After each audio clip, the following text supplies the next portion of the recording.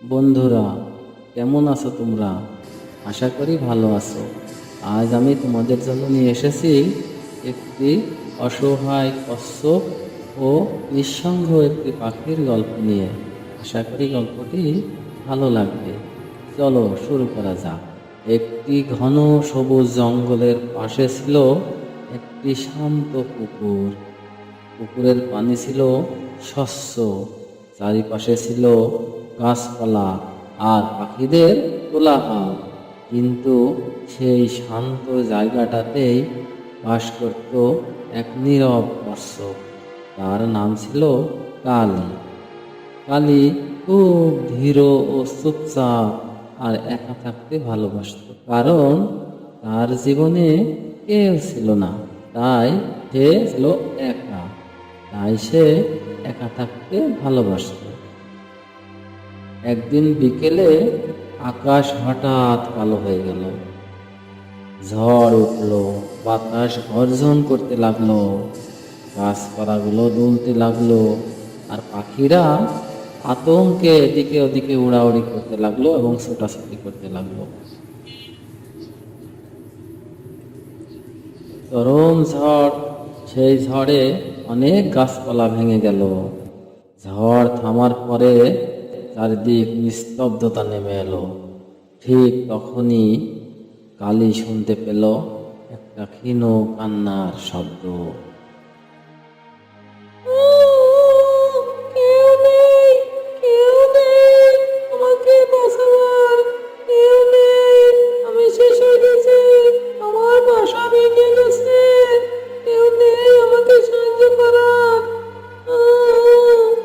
কালী ধীরে ধীরে সেই শব্দের দিকে এগিয়ে গেল। দেখলো ঝড়ে তার বাসা ভেঙে গেছে। কালী নরম গলায় বলল, তুমি কে? কাঁদছো কেন? পাখিটি কাঁপা কাঁপা গলায় বলল, আমার নাম নীলা। ঝড়ে আমার বাসা ভেঙে গেছে, আমার সব শেষ হয়ে গেছে, আমার কেউ নেই, আমার বাসা ভেঙে গেছে, থাকবো কোথায়? পাখিটির কথা শুনে কালের বুকটা হঠাৎ ভারী হয়ে গেল। সে ধীরে ধীরে বলল, আমি বুঝতে পারছি তোমার কষ্ট, তুমি কেঁদো না। তুমি বুঝবে কি করে? তুমি তো একা নও, তাহলে একার কষ্ট কিভাবে বুঝবে? কালী কিছুক্ষণ চুপ থেকে বলল, আমিও তোমার মতো একা, তবে সব সময় একাই ছিলাম না। নীলা, তুমি কোনো চিন্তা করো না, তুমি আমার সাথে চলো। কোথায়? কোথায় যাব? তুমি আমার বাসায় যাবে। আমি তো এখন উঠতে পারি না, আমার ডানা ভেঙে গেছে, আমি তোমার কোনো কাজে আসবো না। বন্ধুত্বের কাজে আসা লাগে না, শুধু পাশে থাকা লাগে, বুঝেছো? কথা শুনে নীলার চোখ ভিজে উঠল। তারা দুইজন কালীর বাসায় চলে গেল। রাত নেমে এলো, ঠান্ডা হাওয়া বইতে লাগলো। কালী তার ছোট্ট একটি বাসায় নীলাকে থাকতে দিল। তুমি বাইরে থাকবে? তুমি নিরাপদে থাকলেই আমি ঠিক আছি, তুমি কোনো চিন্তা করো না নীলা, তুমি ঘুমাও, আমি ঠিক বাইরে থেকেই রাতটা কাটিয়ে দেব। এই বলে তারা ঘুমিয়ে গেল। সারা রাত ঠান্ডা বাতাস চলল। কালী কাঁপছিল, কিন্তু একবারও নড়েনি।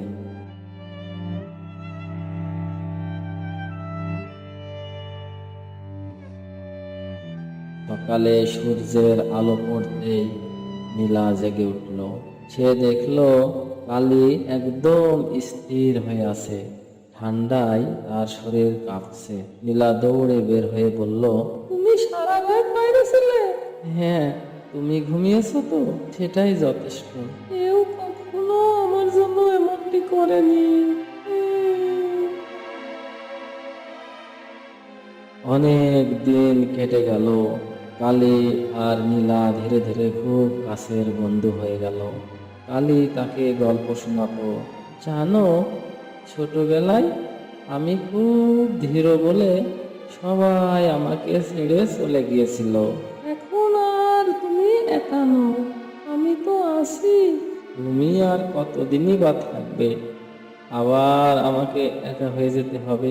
আমি থাকবো, আমি কোথাও যাব না। আরো কয়েক মাস কেটে গেল। ধীরে ধীরে নীলার ডানা আবার শক্ত হয়ে উঠল। একদিন সকালে সে আকাশের দিকে তাকিয়ে রইল। কালী সেটা বুঝতে পারল। সে ধীরে ধীরে বলল, তুমি তুমি যেতে চাও? তুমি আকাশে উড়ে যেতে চাও, তাই না? আমি আমি উঠতে চাই, আমি উঠতে চাই, কিন্তু তোমাকে ছেড়ে যেতে চাই না। কাউকে ভালোবাসা মানে তাকে আটকে রাখা না, তাকে উড়তে দেওয়া। তুমি যেতে পারো। আমি যদি আর না ফিরি? আমি অপেক্ষা করব তোমার জন্য। তুমি যেতে পারো। তোমার আর কোনো বাধা নাই।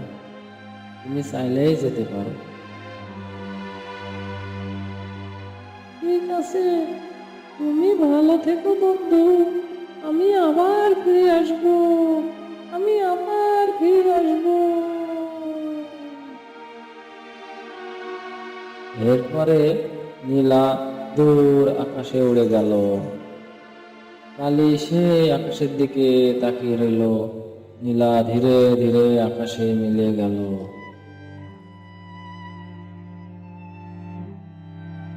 এরপর প্রতিদিন বিকেলে কালী সেই পুকুরের ধারে এসে বসে থাকতো, আকাশের দিকে তাকিয়ে থাকতো। আর মনের ভিতরে অজান্তে বলে উঠত, নীলা, তুমি কি আজ আসবে? আজ আমি তোমার পছন্দের খাবার করেছি, তুমি খেয়ে যাও। আর দেখে যাও, তোমার লাগানো সেই ফুল গাছে অনেক ফুল ফুটেছে।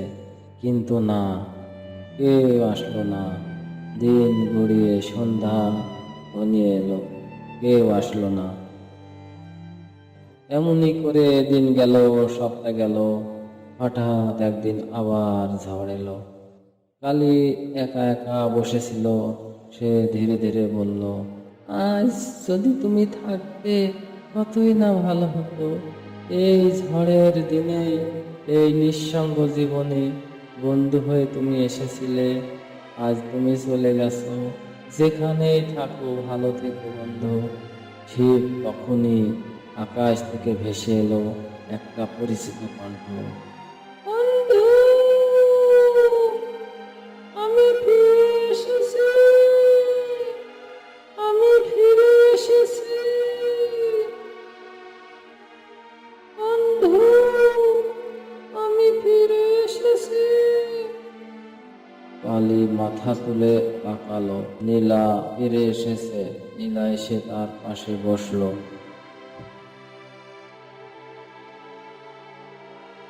আমি কথা দিয়েছিলাম আমি ফিরে আসবো।